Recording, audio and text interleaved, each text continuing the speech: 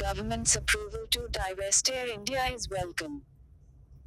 Blogs.economictimes.india Times, government's approval to divest Air India is welcome. Yesterday, 11:42 p.m. government's in principle approval to divest stake in the loss-making national carrier Air India is welcome. A privatized Air India would cease to be a drain on the exchequer and also gain a sustainable capital structure and become more efficient.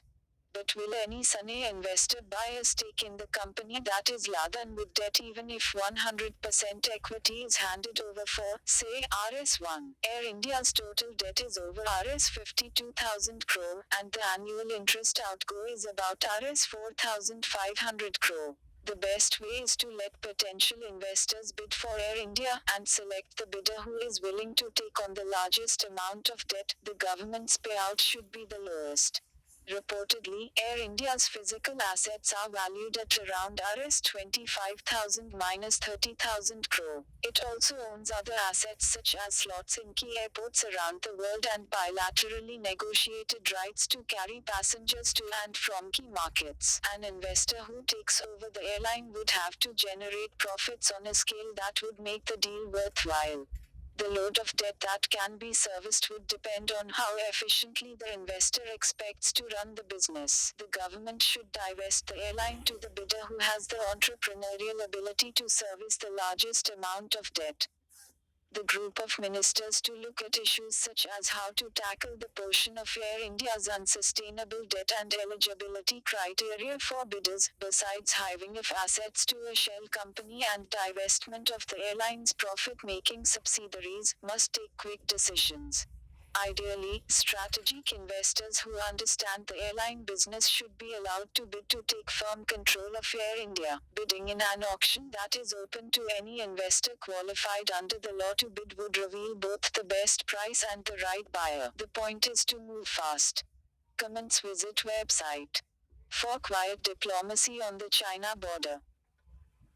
Blogs.economictimes.indiatimes.com for quiet diplomacy on the China border. Yesterday, 11:38 p.m. There is no gainsaying that the Chinese decision to block passage through the Nathula Pass for Kailash Mansarovar pilgrims is a setback. This has to be resolved through quiet diplomacy, without bluster and verbal aggression of the kind that runs riot on most television channels when they discuss relations with Pakistan or China. India and China are two ancient civilizations that have coexisted in peace and mutual respect for millennia. The first attempt to formally demarcate boundaries took place under colonial rule, and this has left its mark on Sino-Indian relations, the two countries fighting a brief war over rights over territory. The solution is for India and China to discuss the boundary as two sovereign nations, taking into account history, geography, culture and current realities, a process that began after Rajiv Gandhi's visit to Beijing in December 1988 and still continues. The Chinese have taken umbrage over the Dalai Lama's visit to Arunachal Pradesh. India probably needs to take a fresh look at how it sees the Dalai Lama. India gave the spiritual and temporal leader of Tibet refuge after he fled Chinese forces, purely on humanitarian grounds. India fully recognizes China's right over Tibet. China's claims to portions of Himalayan land that India sees as its own stem from the result of Tibetan expansionism in the past, under previous Dalai Lamas, and the firm location of Tibet as a part of China. Respecting any special right for the Dalai Lama to visit Arunachal Pradesh or other areas that China claims as Tibetan and, therefore, Chinese territory is to grant a Tibetan connection to these territories. Why should official policy grant any Tibetan connection to these territories that official policy claims as India's own? The Dalai Lama need not stray into areas adjacent to Tibet to expend humanitarian pangs.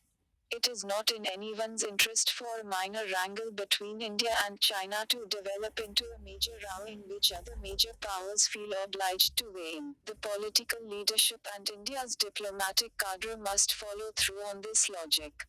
Comments. Visit website.